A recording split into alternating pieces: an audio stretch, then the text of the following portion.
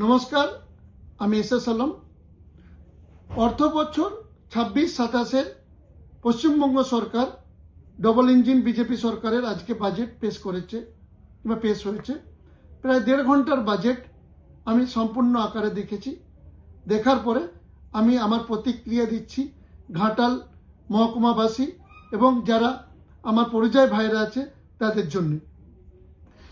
আজকের বাজেটকে যদি আমি সম্পূর্ণরূপে বলি যে আজকের বাজেটকে বলা হবে পশ্চিমবঙ্গের ঐতিহাসিক বাজেট। কেন? তার মূল কারণ হচ্ছে যে আজকে যে জনকল্যাণমূলক যে অ্যানাউন্সমেন্টগুলো এই সরকার করেছে, আমার মনে হয় এর আগে এত জনকল্যাণমূলক অ্যানাউন্সমেন্ট পশ্চিমবঙ্গের বাজেটে আমি কখনো দেখিনি। তবে এই জনকল্যাণমূলক সব জিনিসে আমি বিস্তারিত যেতে পারছি না, সেজন্য আমি বিশেষ করে কিছু জিনিসকে উল্লেখ করব। সেটা হলো আমরা যারা পরিযায়ী আছি, মানে 1,25,00,000 থেকে 1.5 কোটি পরিযায়ী, তাদের জন্য এই সরকার কি ভেবেছে কিংবা কি করছে। তার মধ্যে উল্লেখ্য হলো যে আমরা যারা পরিযায়ী আছি, আমাদের ওয়ান ইন্ডিয়া ওয়ান রেশন কার্ডের তহত আগামী দিনে সরকার অ্যানাউন্সমেন্ট করেছে যে আমরা যারা ভিন্ন রাজ্যে থাকি, আমরা যেমন ভিন্ন রাজ্যে থেকে আমরা রেশনের সুবিধা নিতে পারি, তার প্রস্তাব রেখেছে সরকার। এটা একটা ঐতিহাসিক প্রস্তাব, কারণ আমরা যারা ভিন্ন রাজ্যে থাকি তারা ম্যাক্সিমামই আমরা রেশনের বেনিফিট নিতে পারি না। বিশেষ করে যারা ফ্যামিলি সমেত পশ্চিমবঙ্গবাসী কিন্তু ভিন্ন রাজ্যে থাকে, তাদের জন্য এটা অনেক উপকার হবে। এছাড়া আয়ুষ্মান ভারতের প্রত্যেকটা পরিযায়ীকে জোড়া হবে, এটা একটা ঐতিহাসিক সিদ্ধান্ত।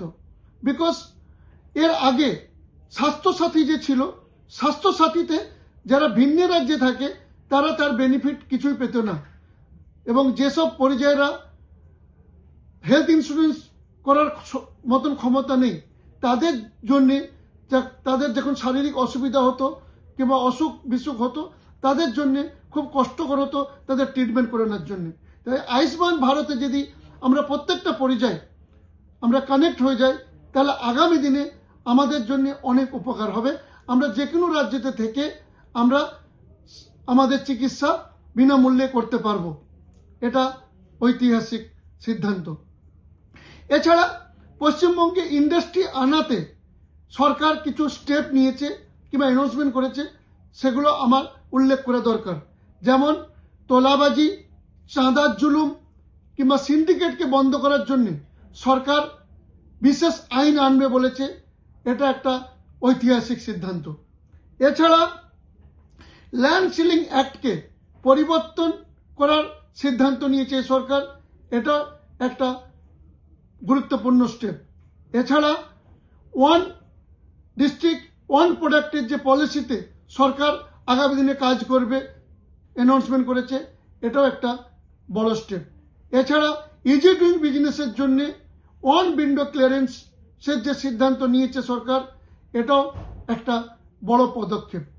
এছাড়া ইন্ডাস্ট্রি টু ইন্ডাস্ট্রিকে স্পেশাল বেনিফিট দেওয়ার জন্য কিছু চিন্তাভাবনা রেখেছে সরকার, এটাও আগামী দিনে আরও ক্লিয়ার হবে।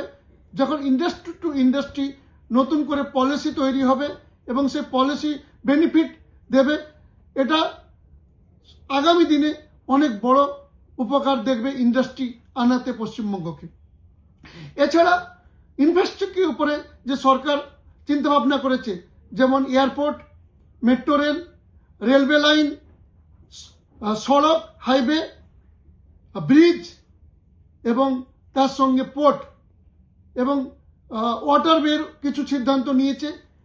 ইনফ্রাস্ট্রাকচারের কুল মিলিয়ে যেসব সিদ্ধান্ত সরকার নিতে চলেছে কিংবা নিয়েছে কিংবা অ্যানাউন্সমেন্ট করেছে, আমার মনে হয় এটাও আগামী দিনে পশ্চিমবঙ্গতে ইন্ডাস্ট্রি আনতে একটা বড় গুরুত্বপূর্ণ ভূমিকা পালন করবে।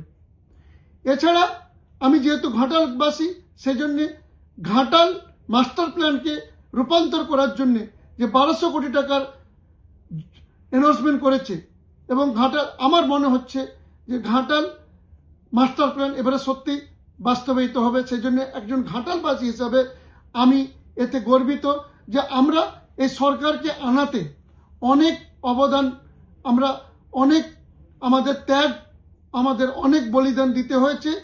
বিগত সরকার আমাদেরকে যেভাবে কষ্ট দিয়েছিল এবং আমাদের উপরে যে অত্যাচার করেছিল তার সুফল হয়তো আগামী প্রজন্ম ঘাটাল মহকুমা কিংবা যারা পরিযায়ী তারা পাবে। আমার মনে হয় যে পশ্চিমবঙ্গের যারা পরিযায়ী আছে তারা হয়তো এর সুফল ইমিডিয়েট পাবে না, তবে একটু যদি আমরা ধৈর্য ধরি আমার মনে হয় পশ্চিমবঙ্গের আগামী 10 বছর গোল্ডেন পিরিয়ড কিংবা পশ্চিমবঙ্গ তার গৌরব আবার ফিরে পাবে। তবে আমাদেরকে সরকারের প্রত্যেকটা স্টেপের কে বাস্তবায়িত করার জন্য কিছুটা অপেক্ষা করতে হবে, কারণ বিগত 50 বছরে পশ্চিমবঙ্গ প্রায় শেষ হয়ে গেছে। পশ্চিমবঙ্গেতে ইন্ডাস্ট্রি তৈরি করার কোনো পরিবেশ ছিল না, ইন্ডাস্ট্রি শেষ করার পরিবেশ ছিল।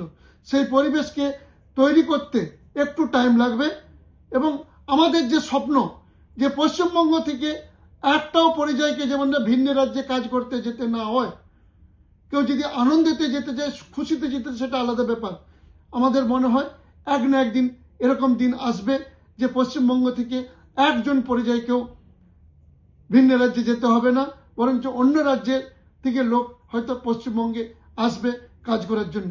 সেই দিনের আমরা অপেক্ষা করব এবং এই সরকার যা কাজ করবে তার উপরে আমরা লক্ষ্য রাখব এবং সরকারকে সহযোগিতা করব এবং সরকারের আজকের বাজেটকে সম্পূর্ণরূপে আমি সাধুবাদ দিয়ে আমি আমার বক্তব্য শেষ করছি। ধন্যবাদ।